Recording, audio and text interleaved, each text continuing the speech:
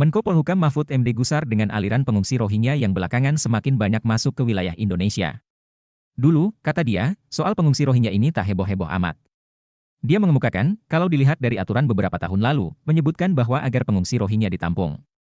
Dan semula lancar saja, ujarnya saat berbicara di podcast Denny Sumargo. Seperti dikutip Selasa, 9 Januari 2024, Mahfud MD mengatakan, soal pengungsi ini antara diatur dalam Konvensi 1951 tentang status pengungsi, dibuat di Jenewa pada 28 Juli 1951. Akan tetapi, Indonesia tidak terikat dari konvensi itu. Pasalnya, Indonesia belum meratifikasi konvensi itu, meski demikian. Indonesia menampung pengungsi yang datang ke wilayahnya. Bekerja sama dengan lembaga internasional yang menangani persoalan pengungsi, seperti Badan PBB untuk Pengungsi, UNHCR.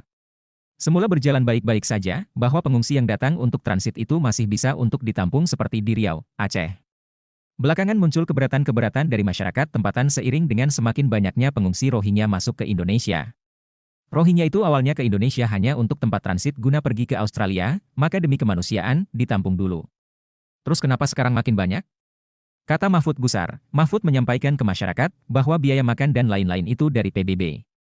Namun, dengan semakin banyaknya pengungsi yang datang, muncul persoalan-persoalan di masyarakat, seperti masalah keamanan dan ketertiban. Saat ditanya mengenai status hukum pengungsi Rohingya di Indonesia saat ini, Mahfud menjawab negara dalam posisi tidak menerima, karena menjadi beban sosial dan ekonomi.